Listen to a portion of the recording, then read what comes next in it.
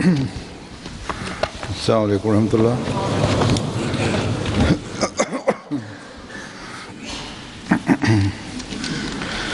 अशहदु अल्ला इलाहा इल्लल्लाह वहदहु ला शरीका लहू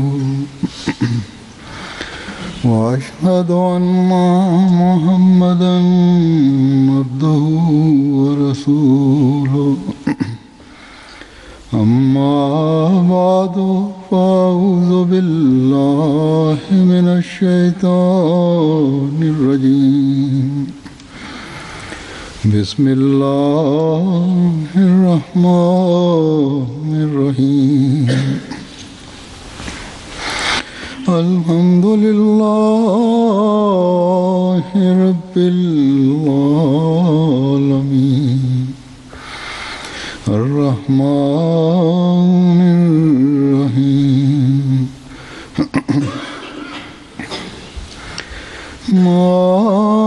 मालिकि यौमिद्दीन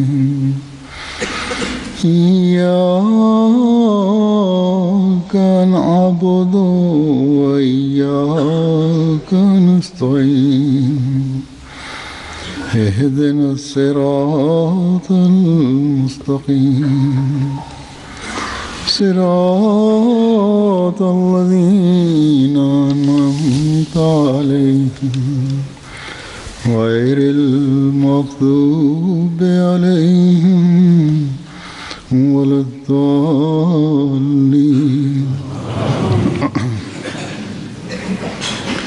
वअक़्समू बिल्लाहि जहदा ऐमानिहिम लइन अमरतहुम लयख़रुजुन क़ुल ला तुक़सिमू ताअतुम मअरूफ़ा इन्नल्लाह ख़बीरुम बिमा तअमलून। क़ुल अतीउल्लाह व अतीउर रसूल फ़इन तवल्लव फ़इन्नमा अलैहि मा हुम्मिला व अलैकुम मा हुम्मिलतुम व इन तुतीऊहु तहतदू व मा अलर रसूल इल्लल बलागुल मुबीन। वअदल्लाहु अल्लज़ीना आमनू मिनकुम वअमिलुस्सालिहाति लयस्तख़लिफ़न्नहुम फ़िल अर्दि कमा इस्तख़लफ़ल्लज़ीना मिन क़ब्लिहिम वला युमक्किनन्न लहुम दीनहुमुल्लज़ी इर्तज़ा लहुम वला युबद्दिलन्नहुम मिन बअदि ख़ौफ़िहिम अम्ना यअबुदूननी ला युश्रिकून बी शैआ वमन कफ़र बअद ज़ालिका फ़उलाइका हुमुल फ़ासिक़ून। वअक़ीमुस्सलात वआतुज़्ज़कात वअतीउर रसूल लअल्लकुम तुरहमून।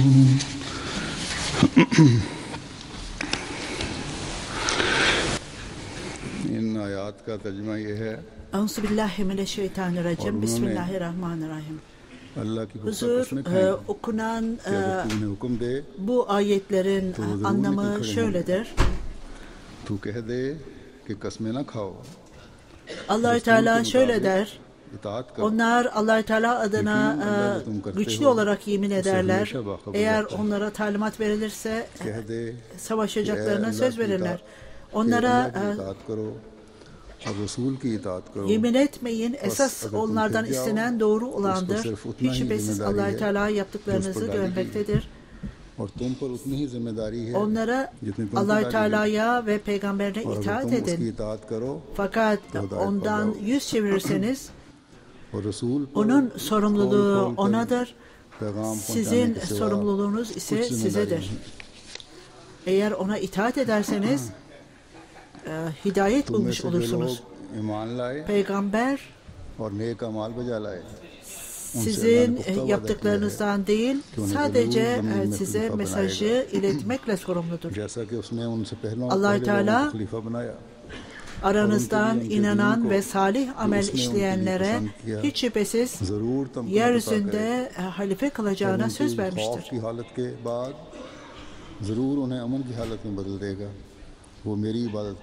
Öncekileri halife kıldığı gibi bunları da yeryüzünde halife kılacağına, onlara beğendiği dini sağlam bir şekilde kökleştireceğine, korku hallerini emniyetli bir hale çevireceğine dair söz vermiştir. Onlar bana kulluk edecekler, hiçbir şeyi bana ortak koşmayacaklar.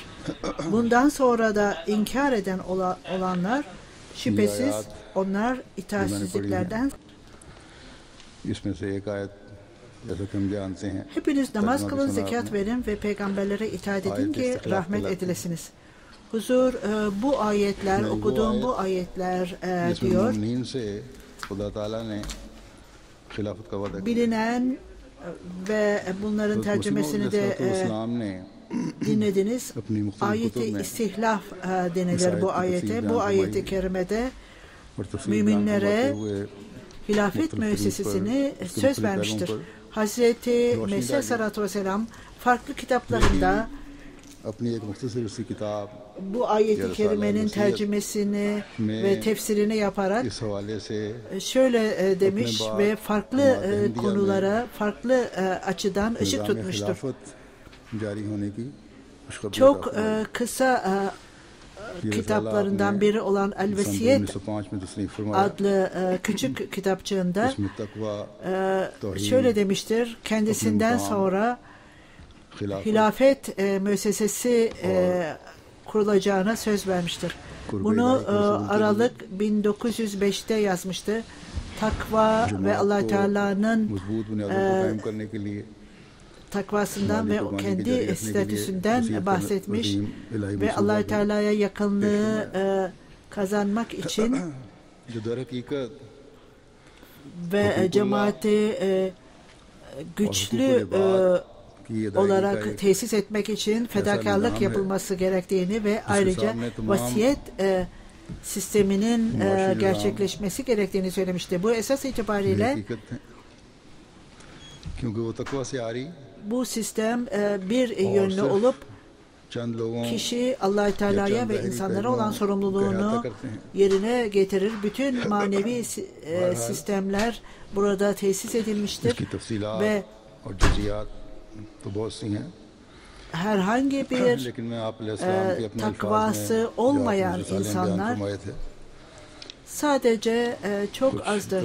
Her neyse diyor huzur, detaylar ve bu sistemin açıklanması birçok yönlerde yapılmıştır. Fakat Mesih Aleyhisselatü Vesselam bu küçük kitapçığında bahsetmiştir bunu ve bunlardan bir kısmını size açıklayacağım. Söylediğim gibi vasiyet sistemi 1905 yılında yazılmış ve o zamandan itibaren başlamıştır. Ayet-i İstihlaf suresiyle ilgili olarak Hz. Mesih Aleyhisselatü Vesselam'ın kendi kitabında bahsettiği Ahmediye hilafeti olup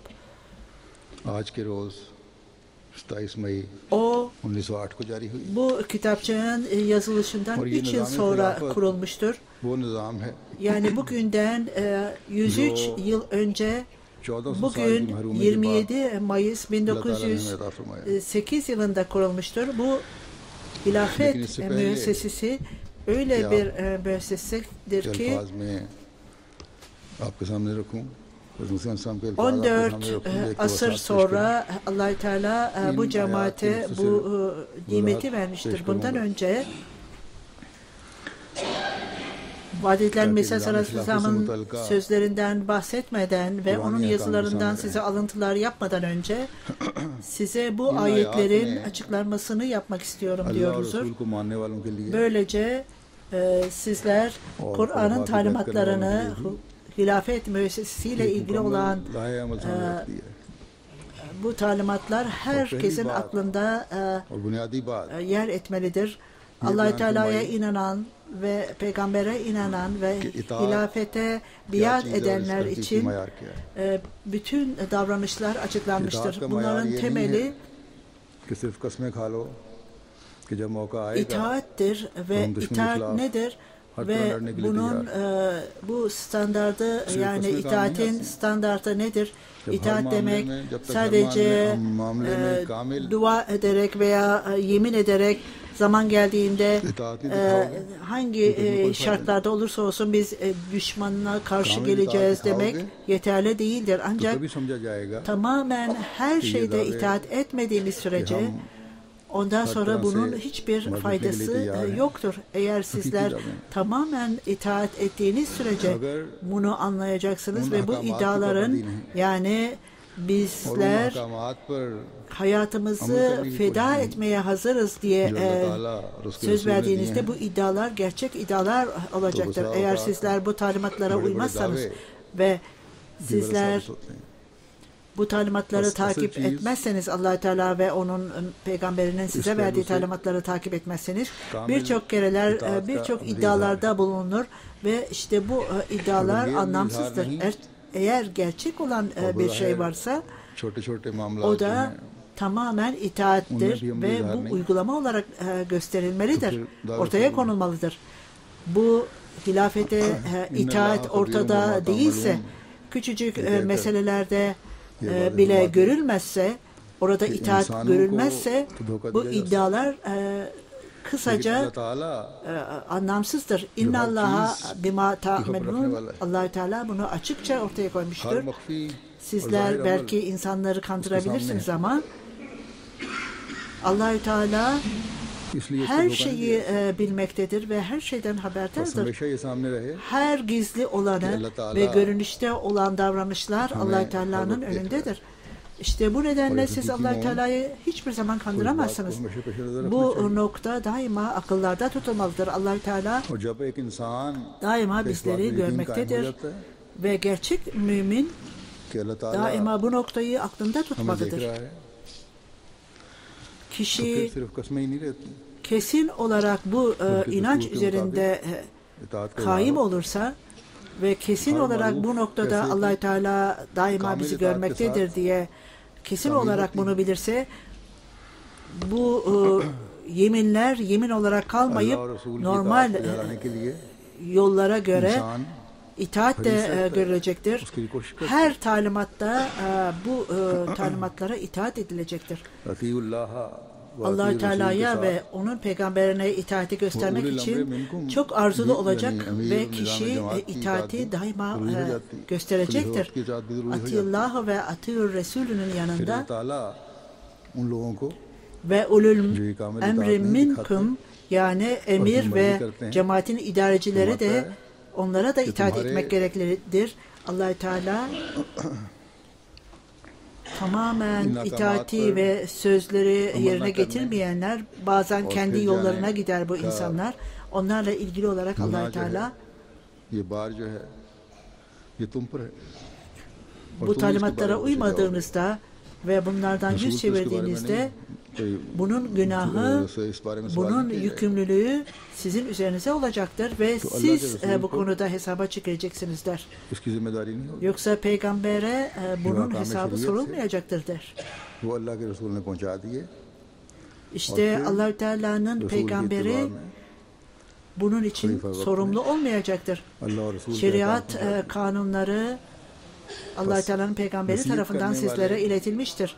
Onu takip edenler, ona uyanlar ve zamanın halifesine itaat edenlere de bu tavsiyeler verilir. Bu şeriat talimatlarını iletenler kendi görevlerini yapmışlardır. Şimdi bu talimatlara itaatsizlik yapmakla onlar bir sorumluluk üzerlerine almazlar, bu talimatları iletenler. Sorumluluk sizlerin üzerindedir. Ben halife kelimesini Resul kelimeyle düzeltiyorum. Çünkü diyor huzur, bu çok önemlidir. Çünkü hilafet esas itibariyle daha da nübüvvetten sonra ortaya gelen ve onun devamı olan bir müessesedir. Bir keresinde Resul-i Ekrem sallallahu aleyhi ve sellem benim sünnetimi takip etmek, ondan sonra halifelerin yolunu takip etmek çok önemlidir. Çünkü Hulafai Raşidin yani halifeler de onlar da Resul-i Ekrem sallallahu aleyhi ve sellem'in talimatlarını ve sünnetini takip etmektedir. Bu hadis budur. Hazreti Abdurrahman bin Amer Selmi'nin bildirdiğine göre o İbadin Sari'den duyduğuna göre Resul-i Ekrem sallallahu aleyhi ve sellem bir konuşma yaptı ve öylesine etkiliydi ki gözyaşlarımızı tutamadık ve kalbimiz titremeye başladı. Ve bizler ey Allah Teala'nın Resulü bu sanki aramızdan ayrılacak bir kişinin öğütleri gibidir. Siz bize daima doğru yolu takip edin diye öğüt vermektesiniz. Resul-i Ekrem sallallahu aleyhi ve sellem ben arkamda size çok aydın bir yol bırakıyorum dedi. Ve bu gerçekten talihsiz olanların dışında hiç kimse bu yoldan çıkmaz. Yaşayanlar bu farklılıkları göreceklerdir. Ve bu yolda bile aranızda çok değişiklikler olacak.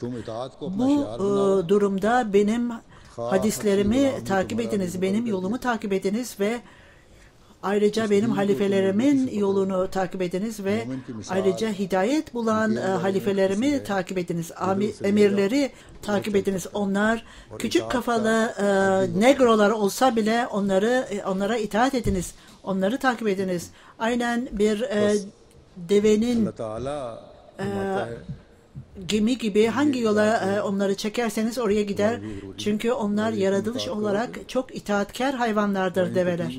Böyle olunca Allah-u Teala işte bu itaat çok gereklidir sizin için der. Eğer siz itaat ederseniz ve intutihu tahtahu yani eğer itaat ederseniz hidayete ulaşırsınız ve devamlı olarak hidayete erişirsiniz.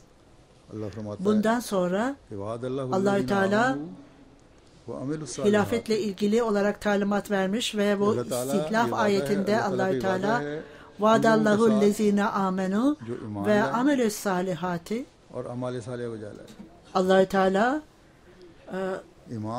inanan ve inananlara ve salih amel işleyenlere söz vermiştir. Böyle olunca imanın standardı davranışlar daima bir evvelki ayette de belirtildiği gibi onlar kesinlikle itaat etmelidirler ki gerçek mümin olarak adlandırsınlar. Tamamen itaat ettiğinizde ve tamamen itaatin boyunduruğu altında olduğunuzda o zaman salih amel işlemeye yönelirsiniz.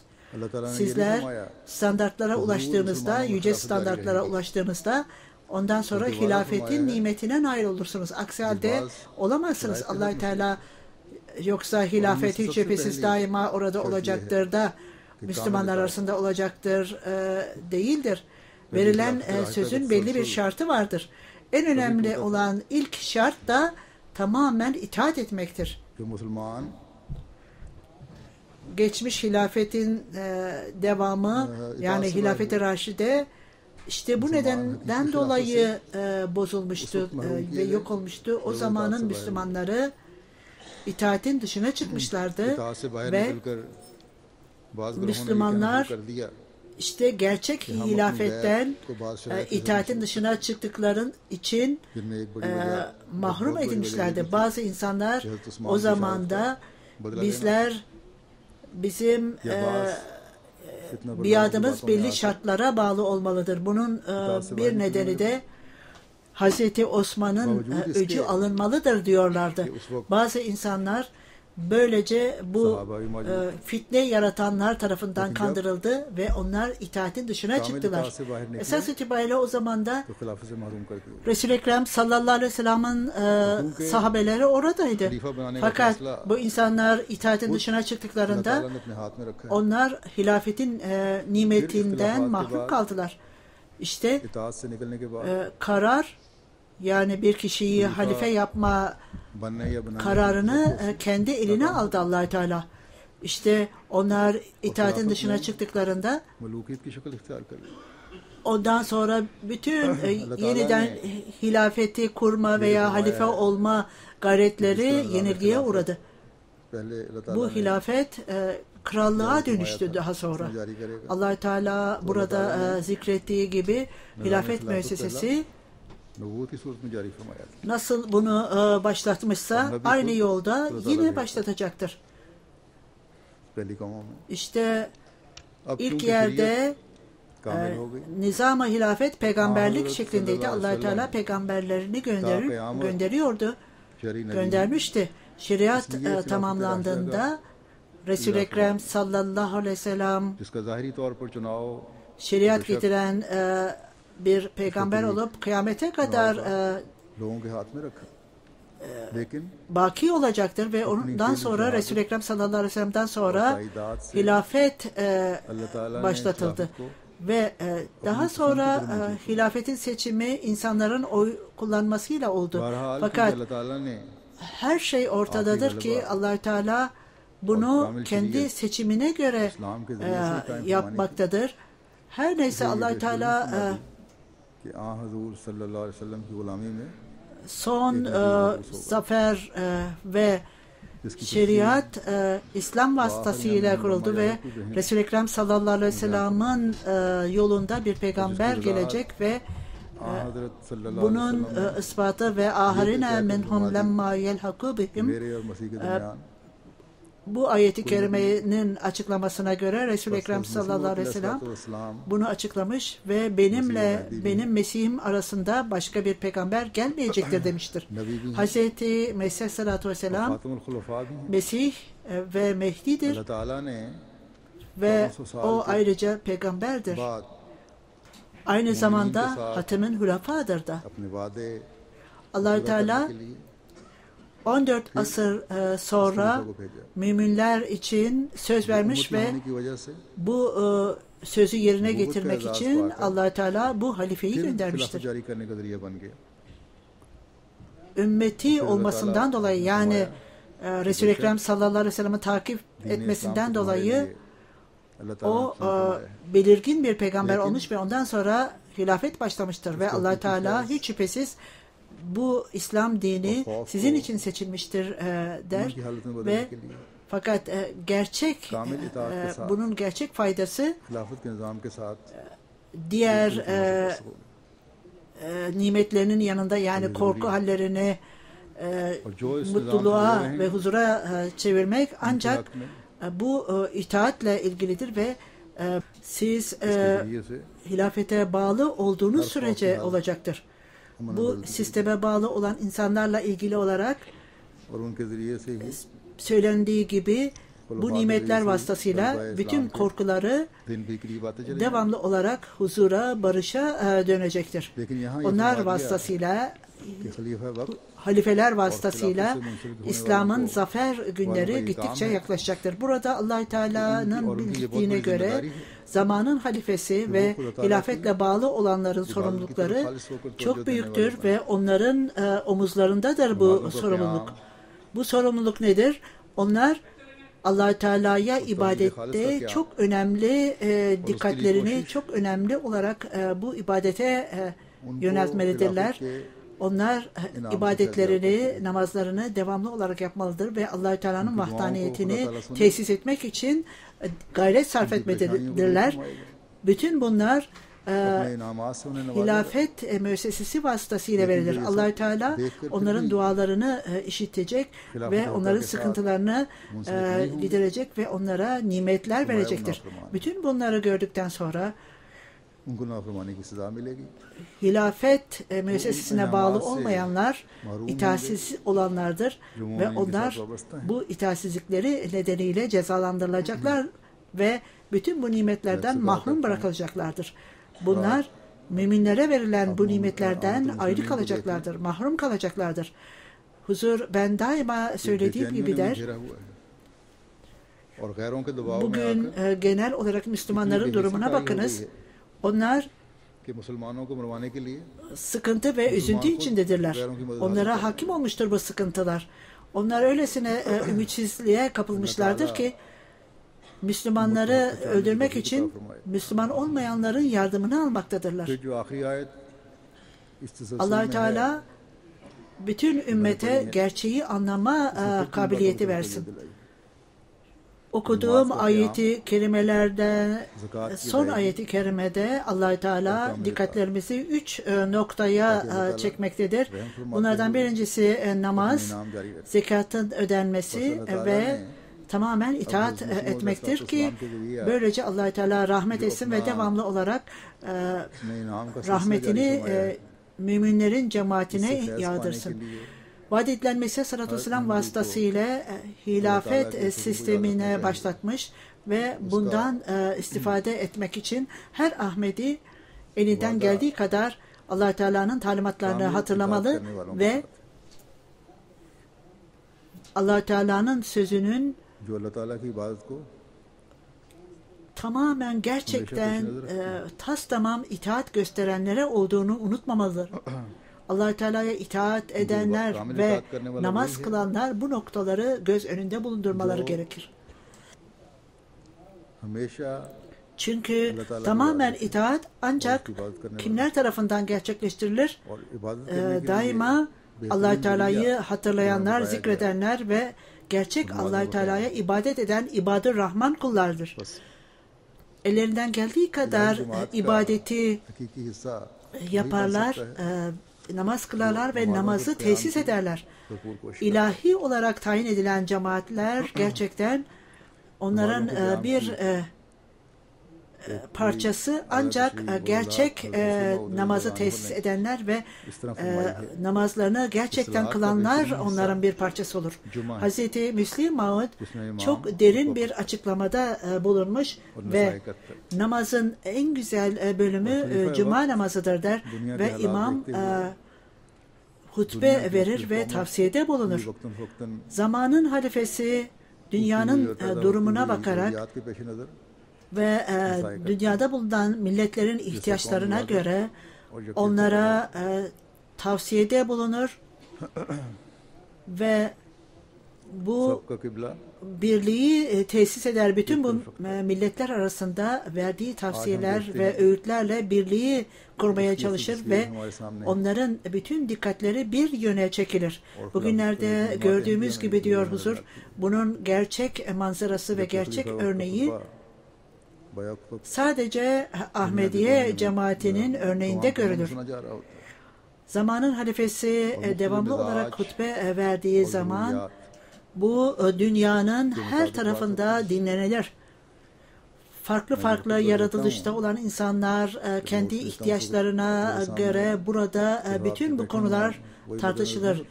Hutbe verdiğimde, kendi hutbem için not aldığımda bu insanların yani önümde oturan insanları düşünmem. Ben dünyanın her tarafından gelen mektuplarla ilgili olarak bütün bu bilgilerin notunu tutarak hutbelerimi hazırlarım. Bazen Avrupa ülkelerinin durumlarını göz önünde tutuyorum. Bazen Asya veya belli ülkedeki durumları göz önünde tutarım veya genel olarak onların durumuna göre tavsiyede bulunurum. Bazen Afrika, bazen adalarla ilgili olarak konuşurum. İslam evrensel bir din olması dolayısıyla her şey burada zikredilmiştir. Öyle ki tavsiye, bütün insanlar için tavsiye mesajları vardır ve orada daima bütün ülkeler için, bütün insanlar için tavsiye vardır. Hutbeden sonra dünyanın farklı farklı yerlerinden mektuplar almaktayım ve yerel Rusya'nın yerel insanlarından, Afrika'nın yerel insanlarından, bazı insanlar, başka ülkelerin yerel insanları bana yazmakta ve bu mektuplarında sanki bu hutbe tam bizim için söylenmiştir derler. Her neyse, bu da ikamet-i salatın bir açıklanmasıdır. Hilafet vasıtasıyla Ahmediye dünyasında bu görülmektedir. Zekat ödemede, zenginliğin arındırılmasında, malların arındırılmasının anlamı da zekattır. Diğer fedakarlıklar da vardır. Bütün bunları Ahmediye cemaatinde görmekteyiz ve bunlar sağlam olarak tesis edilmiştir. Zamanın halifesinin talimatı ile bütün dünya çandalar vasıtasıyla cemaatin üyeleri olsun, cemaatin ihtiyaçları bu şekilde yerine getirilir. Bir ülkede eksiklik varsa bu diğer ülkelerin mali yardımlarıyla kapatılır. Eğer bir yerde büyük etkinlik varsa, fakir ülkelerde daha fazla ihtiyaç varsa, camilerin kurulması, tebliğ yapılması, tebliğ çalışmalarının desteklenmesi varsa bu farklı yollarla desteklenir. Bu halife zamanında ola gelen devamlı olan işlerdir. Fakir insanların eğitimleri olsun veya sağlık ihtiyaçları olsun, bazı yerlerde İslamiyet'in tebliğ işleri için bu gereksinimler vardır. Hz. Mesih Aleyhisselatü Vesselam hilafet nizamıyla vasiyet nizamını beraberce bahsetmiştir. Burada bu ihtiyaçların yerine getirilmesinden bahsetmiştir. Cemaatin ihtiyaçlarının yerine getirilmesinden bahsetmiştir. Çanda ödeyenler hilafet müessesesi dolayısıyla kesin olarak emin olarak bilirler ki bunlar bu çandalar heba edilmeyecek ve amaçlı olarak kullanılacaktır. Hatta Ahmedi olmayanların bile bu konuda kesin olarak inançları vardır. Eğer Ahmedilere biz kendi zekatlarımızı verirsek onları uygun yere kalacaklarını bilirler. Gana'da ben biliyorum birçok yerde zekatlarını bana verirlerdi. Çiftçiler beni bilmekteydiler, tanımaktaydılar ve o kendi zekatlarını bana verirlerdi ve bunu cemaatte kullanacağımızı bilirlerdi. Ve bu insanlar bana eğer biz zekatlarımızı bizim kendi mollalarımıza verirsek, imamlarımıza verirsek onlar sadece kendilerini harcayacaklar ve onu yiyip bitirecekler diyorlardı. Hatta bugün bile farklı farklı yerlerde mektup almaktayım. Ahmedi olmayanlar zekatlarını ve sadakalarını cemaate vermek istemekteydiler. Zekat ve sadaka söz konusu olunca Ahmediye cemaati onlardan sadaka ve zekat alabilirler.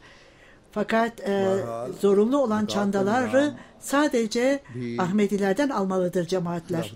Her neyse zekat sisteminde yine hilafet sistemine bağlılık vardır.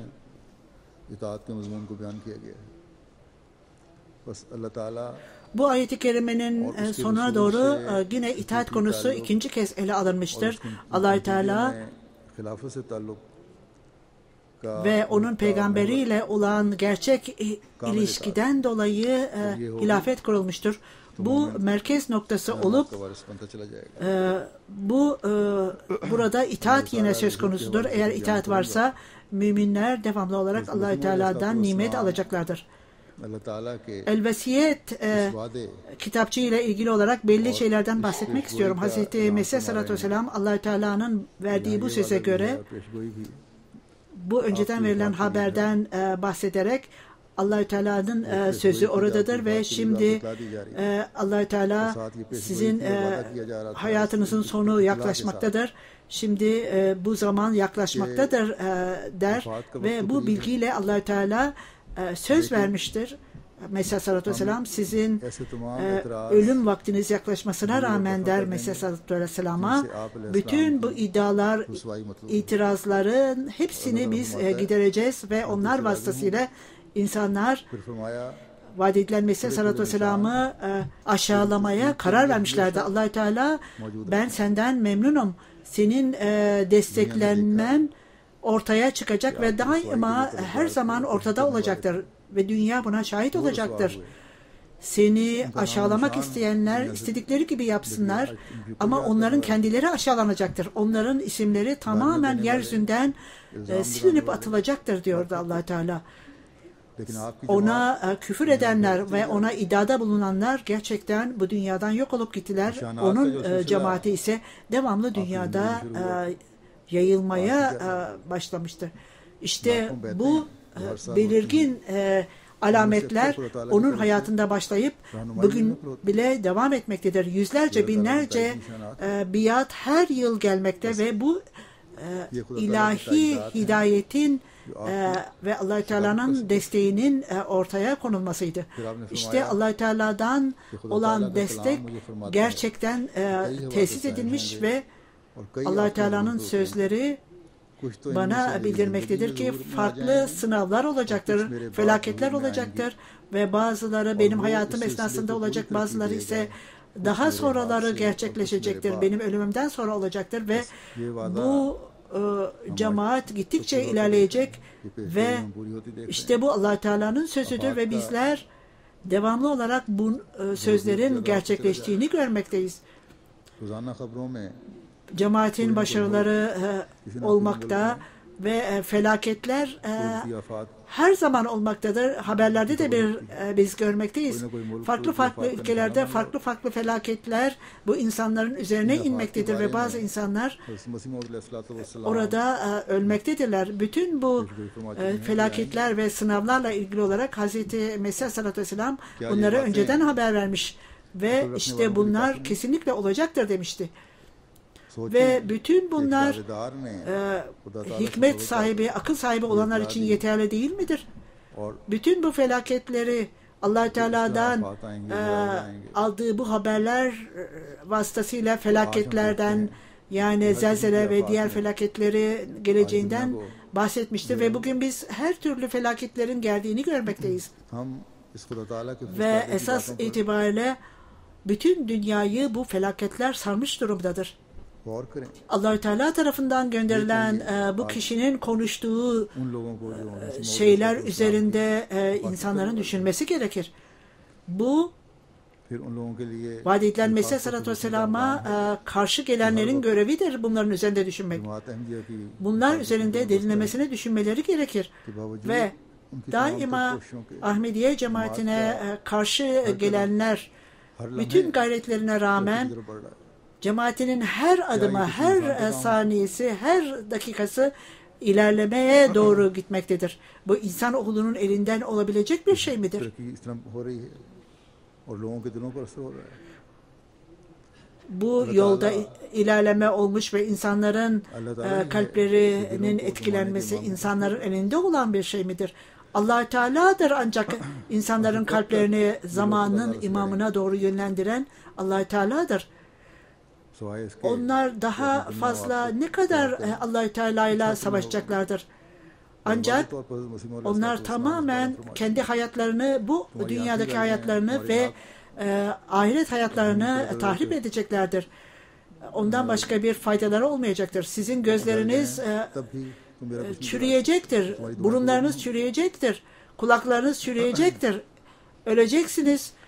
Fakat siz bana hiçbir zarar vermeyeceksiniz ve sizin dualarınız duyulmayacaktır der. Hz. Mesih Aleyhisselatü Vesselam bu Allah Teala'nın sünnetidir. Yeryüzünde insanları yarattığından bu yana Allah Teala kendi tecellisini gösterir ve o peygamberlerine yardım eder. Ve hakimlik verdiği kişilere Allah Teala ben ve benim peygamberlerim hakim olacaktır dediği gibi peygamberlerin ve Nebilerin görevi tamamen bu mesajı iletmektir. Onlarla hiç kimse yarışamaz. Allah Teala onların gerçekliğini tecelli ettirir ve dosdoğru şartlarla bunu dünyada yayarlar. Bu tohumları kendi elleriyle ekerler ve bütün bunları yerine getirilmesi kendi elleriyle olmaz. Fakat onlar vefat ettiğinde kendileriyle beraber takvayı taşırlar, korkuları taşırlar. Muhalifler onlarla alay ederler ve onlara gülerler. Bütün bunları yaptıklarında Allah Teala kendi güçlü elini başka bir güçlü eli vasıtasıyla bu amaçları tekrar yerine gelmeyen amaçları mükemmelleştirir ve daha sonra yine ikinci tecellisinden bahseder Allah Teala'nın ve ikinci kez güçlü tecellisiyle Allah Teala yine Ahmediye cemaatinin tarihinde buna şahittir. Allah Teala'nın verdiği sözde, o önceden verdiği haberlerde zamanın imamı vasıtasıyla yapılan duyuruların her tanesi, her biri yeni bir zaferle, yeni bir başarıyla gerçekleşmiştir. İster bu birinci halife zamanında olsun, dışarıdan yapılan muhaliflere rağmen içeride bir takım fesatlar yayılmıştı. İkinci halife zamanında, seçim zamanında başından sonuna kadar ikinci halife zamanında farklı fitneler ve dedikodular yaratılmış ve bazı cemaat üyeleri cemaati terk etmişlerdi ve cemaate güçlü saldırılarda bulunulmuştu. Fakat cemaatin ilerlemesine hiçbir zarar veremediler. Üçüncü halife zamanında yine saldırılar vardı cemaate karşı. Fakat cemaat devamlı ilerleme gösterdi ve ayrıca Allah Teala'nın lütfuyla cemaat daima ileriye doğru gitmektedir. Sonra 4. halife zamanı geldi ve düşmanlar öylesine güçlü olarak Ahmediye cemaatini vurduk ki artık bunlar bir daha kurtulamaz, bir daha canlanamaz diye düşündüler. Bir daha bunların hayatta kalması mümkün değildir diye düşündüler. Ondan sonra vaat edilen Mesih Aleyhisselatü Vesselam'ın sözleri çok büyük bir yücelikle gerçekleşti ve Allah Teala ikinci kez kendi tecellisini gösterdi ve bu büyük güç Allah Teala tarafından ortaya konuldu ve gösterildi. Ve bu büyük Allah Teala'nın büyük gücü vasıtasıyla düşmanlar yok olup gittiler ve paramparça oldular. Ondan sonra 5. hilafet dönemi geldi. Burada biz görmekteyiz. Kıskançlık ve muhalifliği öylesine yoğunlaştırdılar ki zayıf Ahmedilere saldırıldı. Öyle korkunç kan döküldü ki acaba bu insan oğlu mudur yoksa bunlar acaba hayvandan daha düşük olan yaratıklar mı bunu yapmıştır diye karar vermek mümkün değildir. Bazı insanlar cemaate acıdılar. Fakat cemaatin içinde bölücülük yaratmaya çalıştılar. Allah Teala'nın sözüne göre Allah Teala'nın desteği hilafet Allah Teala tarafından desteklendi. Bunun büyük tecellisi cemaatin ve hilafetin Allah Teala tarafından desteklenmesidir. Ben diyor huzur, ben zayıf ve mütevazi bir kişiyim. Benim hiçbir şekilde bir gücüm yok diyor huzur. Fakat Ahmediye cemaatinin hilafeti Allah Teala'nın gücüyle desteklenmektedir. Allah Teala'nın her türlü gücü vardır. Odur bu sözleri vadidler Mesih sallallahu aleyhi ve sellem'e vermiştir. Ben gücümü göstereceğim ve bunu göstermiştir ve gösterecektir de, göstermektedir de. Düşmanlar bütün bu planlarına ve davranışlarına rağmen ne yaparlarsa yapsınlar paramparça olacaklar ve yenilgiye uğrayacaktır. Bu zamanda bu gerçekleşmektedir. Düşmanlar ellerinden geldiği kadar vadidler Mesih sallallahu aleyhi ve sellem'in kitaplarını çarpıtmakta ve elektronik medya bugünlerde kullanılmaktadır. Ve farklı yollar, internet ve diğer yollar da vardır. Hilafetin hidayeti altında Allah-u Teala'nın lütfuyla her ülkede gençlerin ordusu vardır elimizde ve bütün ülkelerde gençler vardır ve onlar Hazreti Talha'nın rolünü oynamaktadırlar. Onlar bu düşmanların önünde sapasağlam durmaktadırlar. Onlar öyle güzel cevaplar vermektedirler ki bu düşmanlara bazen kişinin kalbi gerçekten Allah-u Teala'nın övgüsüyle dolur ve imanı daha da güçlenir bu gençleri gördükçe. İkinci tecellinin devamıyla ilgili olarak Hz. Mesih sallallahu aleyhi ve sellem bize öylesine rahatlatır ve tatmin eder ki şöyle yazar: ey benim dostlarım, bu Allah-u Teala'nın bir yoludur. Allah-u Teala kendi tecellisini gösterir. Düşmanların mutluluğu yok olup gidecektir. Bugün nasıl olabilir de bu da ara verebilir mi?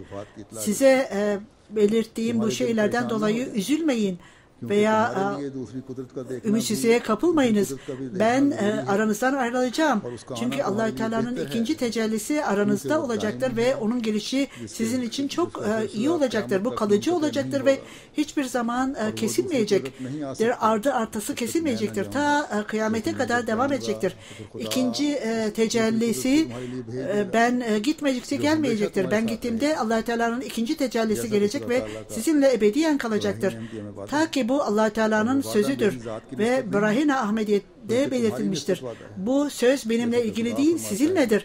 Allah Teala'nın söylediği gibi bu cemaat sizin takipçilerinize hakimiyet vereceğim. Ta ki kıyamete kadar düşmanlarınıza karşı hakimiyet vereceğim. Bu benim gidişim gelmeli gerekir ki diğer bu güzel günler de gelsin ki Allah Teala kendi sözünü yerine getirecek ve o gerçektir, sözünü gerçekleştirecektir. Neyi söz vermişse onu gerçekleştirecektir. Bu günler dünyanın son günleridir.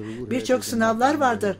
Buna rağmen bu dünya ta ki bütün bunlar gerçekleştirinceye kadar hayatta kalacaktır ve Allah-u Teala'nın sözleri gerçekleşinceye kadar dünya var olacaktır. Onun için Hilafet-i Ahmediyete verilen söz devamlıdır. Bütün bunlar gelecektir ve buna bağlı olan insanlar ve devamlı olarak bağlılıklarını gösterenler ve hilafetle yakın ilişkisi olanlar bu ilahi sözün gerçekleştiğini göreceklerdir.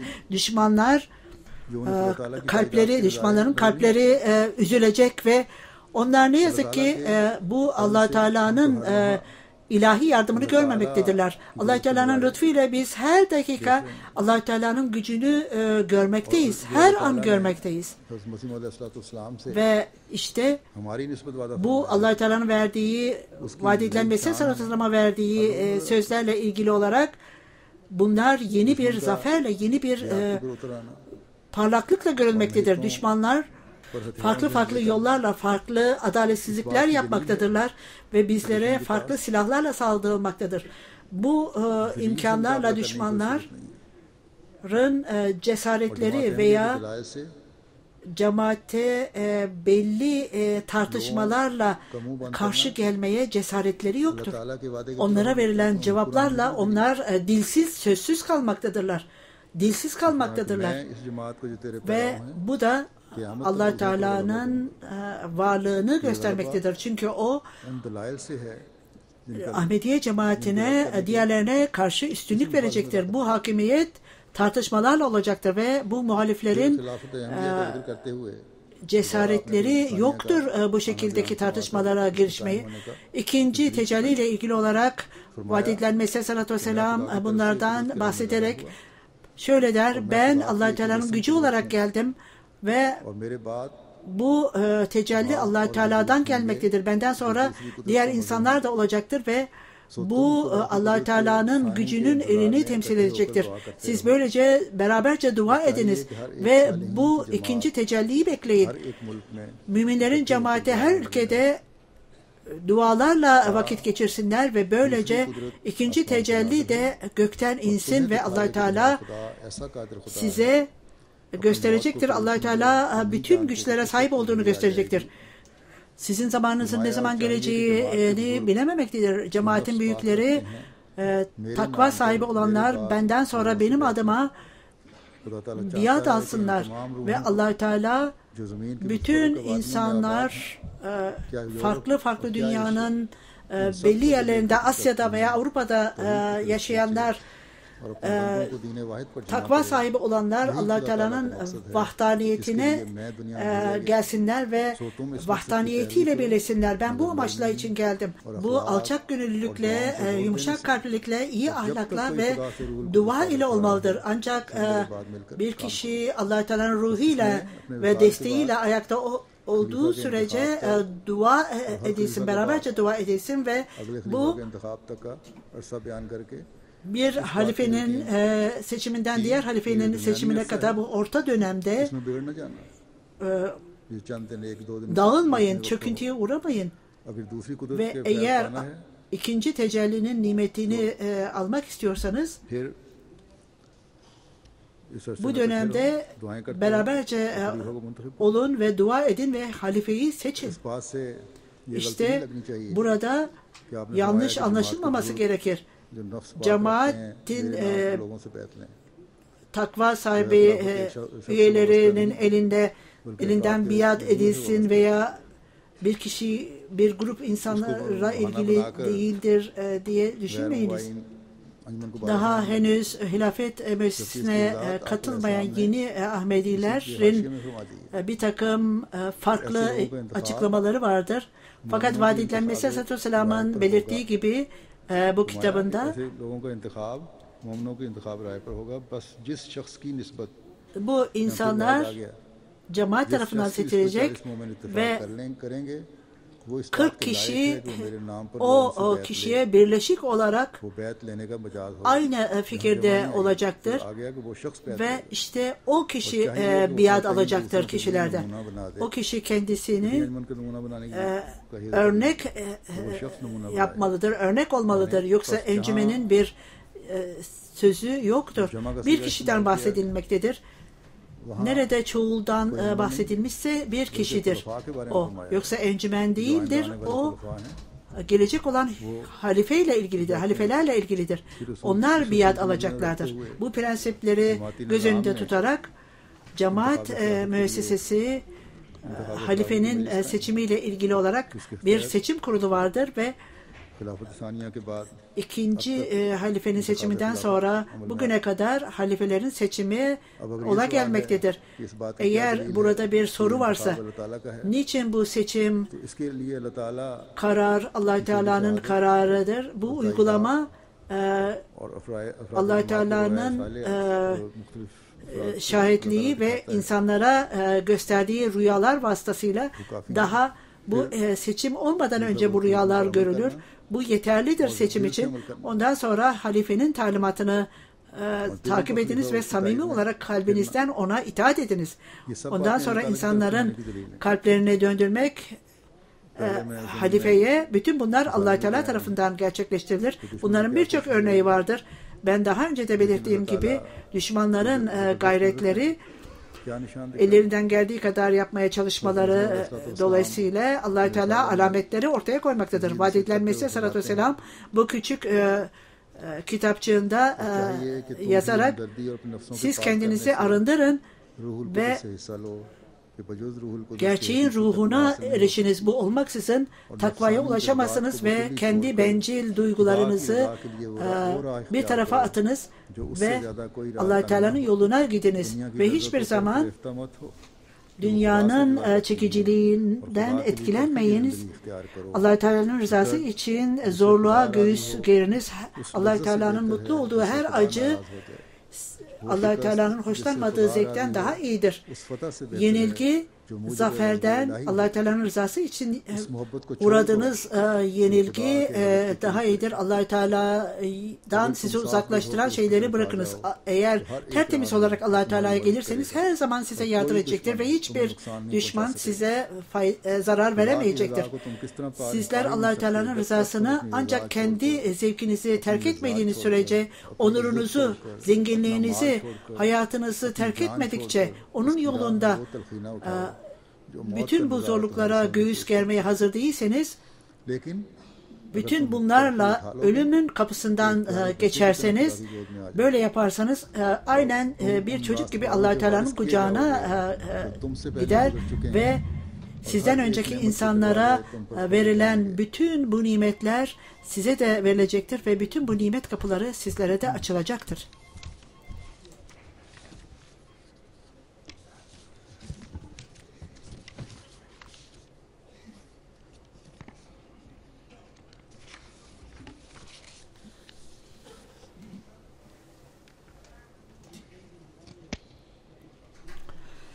Hiçbir zaman Allah Teala'nın sizi heba edeceğini düşünmeyiniz.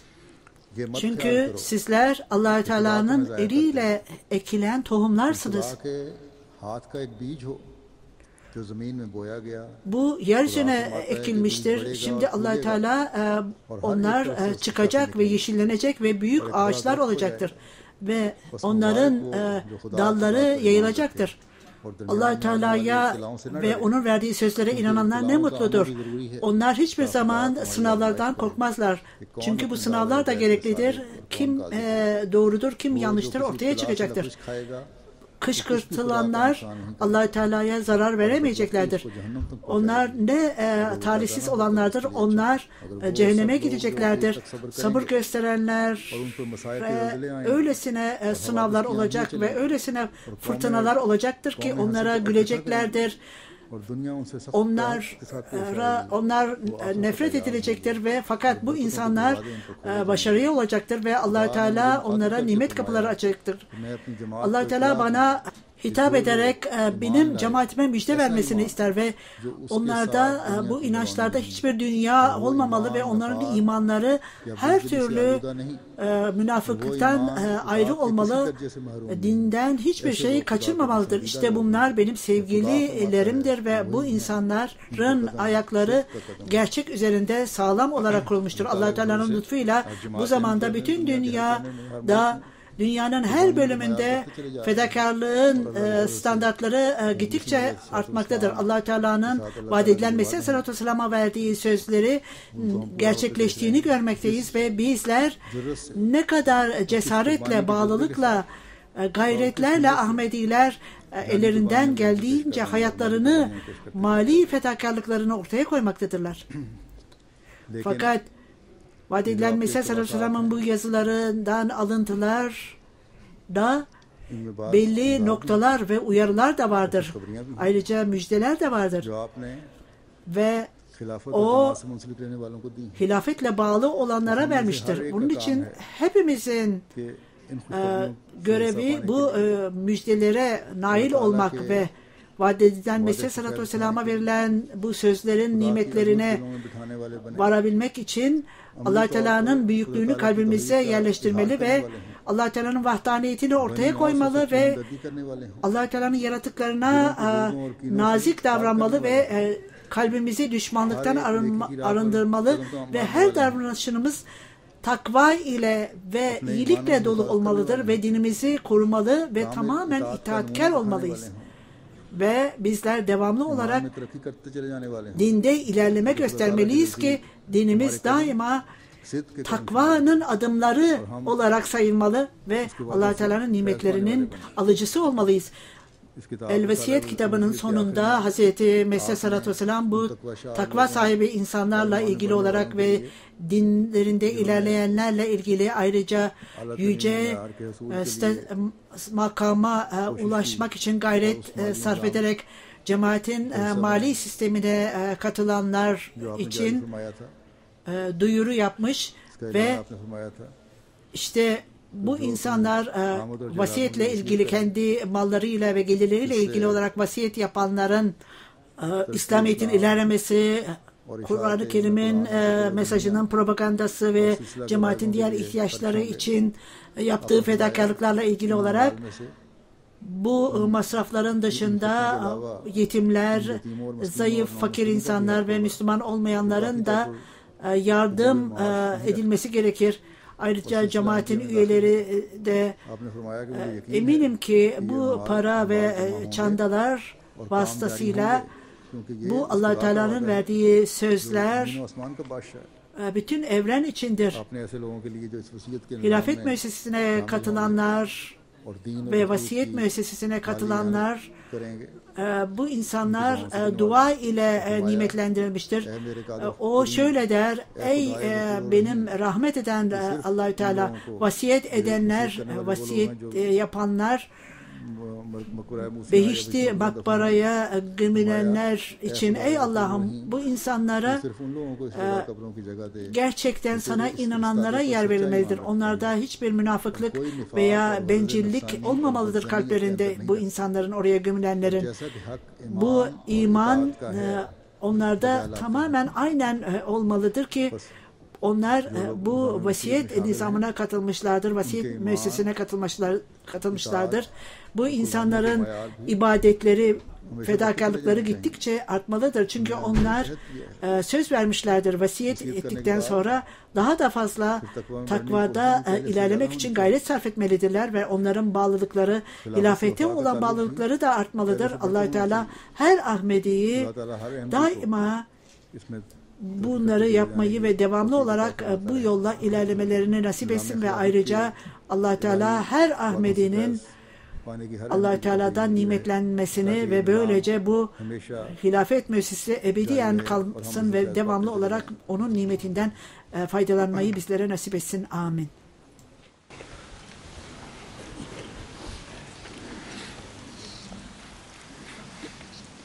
Elhamdülillah. الحمد لله نحمده ونستعينه ونستغفره ونؤمن به ونتوكل عليه ونعوذ بالله من شرور أنفسنا ومن سيئات أعمالنا من يهده الله فلا مضل له ومن يضلل فلا هادي له ونشهد أن لا إله إلا الله ونشهد أن محمدا عبده ورسوله عباد الله رحمكم الله إن الله يأمر بالعدل والإحسان وإيتاء ذي القربى وينهى عن الفحشاء والمنكر والبغي يعظكم لعلكم تذكرون اذكروا الله يذكركم وادعوه يستجب لكم ولذكر الله أكبر